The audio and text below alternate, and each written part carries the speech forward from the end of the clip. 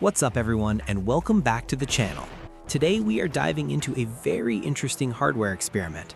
We are testing Counter-Strike 2, or CS2, on a true budget warrior combination. The NVIDIA GT 1030 paired with an Intel Core i5-6500. Now, if you've spent any time reading hardware reviews on Reddit or tech forums lately, you've probably seen people brutally tearing down the GT 1030. Many users call it glorified e-waste, or just a basic display adapter meant only for office PCs and web browsing. They say it has no business running modern titles. And honestly, considering it launched years ago and was an entry-level card even back then, they have a point. But as budget gamers know, sometimes you just have to make do with what you have.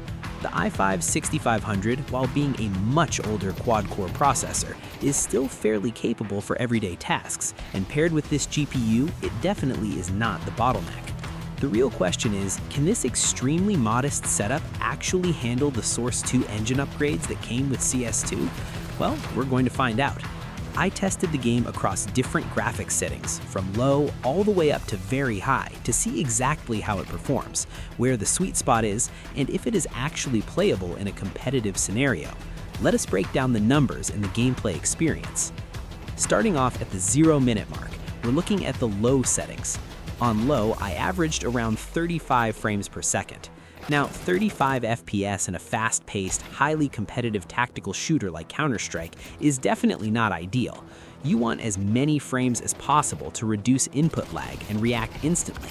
However, considering the hardware, the fact that it runs without crashing is a small victory. The visuals at this preset are obviously stripped back. The shadows are basic, the textures lack detail, and the overall lighting is quite flat. But if you're just trying to play a few casual matches with friends, it's functional. Reading through community feedback, many low-end gamers recommend dropping the resolution down to 900p or even playing on a 4:3 stretched resolution like 1280 by 960 just to squeeze out a few extra frames. Some users also heavily rely on AMD's FSR set to performance mode to artificially boost the frame rate. But for our native 1080p test here, 35 FPS is what the GT 1030 manages to deliver. It's choppy during heavy smoke grenade deployments or chaotic firefights, but it holds on. Moving on to the 1 minute and 30-second mark, we bump things up to medium settings. This is where things get genuinely surprising. You would expect the frame rate to drop significantly, but surprisingly, medium settings felt almost exactly the same as low. The frame rate hovered in a very similar range, but the visual clarity improved noticeably. The textures on the weapon models looked sharper, and the environment felt a bit more vibrant without adding any massive performance penalty. Because the performance hit is so minimal, making it the best balance for smooth gameplay in my opinion. If you're stuck gaming on a GT 1030, you might as well play on medium. It seems that the card is already pushed to its absolute limit regarding memory bandwidth and raw compute power on low, so asking it to render slightly better textures on medium doesn't completely break the bank. Just make sure you have the GDDR5 version of the GT 1030, because if you're using the DDR4 variant, your performance will be significantly worse, as many angry forum reviewers have pointed out over the years. At the 3-minute mark, we push the envelope further and switch over to high settings. Here's where the reality of using a low-end graphics card from 2017 really sets in.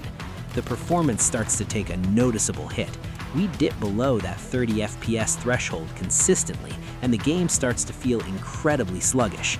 The frame pacing becomes very inconsistent, meaning that even if the counter says 25 FPS, it actually feels much lower due to the stuttering.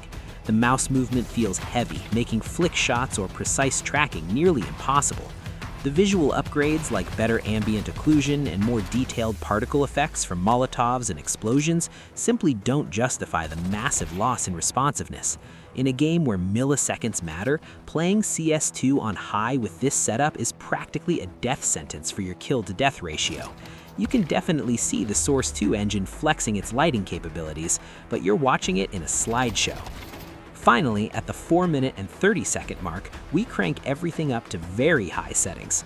On very high, the game completely tanked and dropped to about 18 FPS.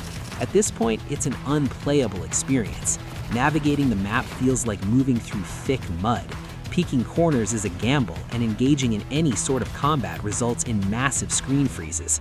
It's a great stress test to see just how much load the GT 1030 can take before giving up, but it's certainly not a viable way to play the game. The 2 GB of VRAM are completely overwhelmed by the high-resolution textures and complex shader calculations. So what's the final verdict on the GT 1030 and i5 6500 combo for CS2?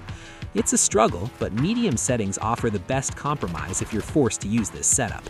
What do you think? Share your thoughts in the comments, and don't forget to subscribe for more gaming tests and tips. Please drop a like if this benchmark video helped you. Thanks for watching, and I'll see you in the next one.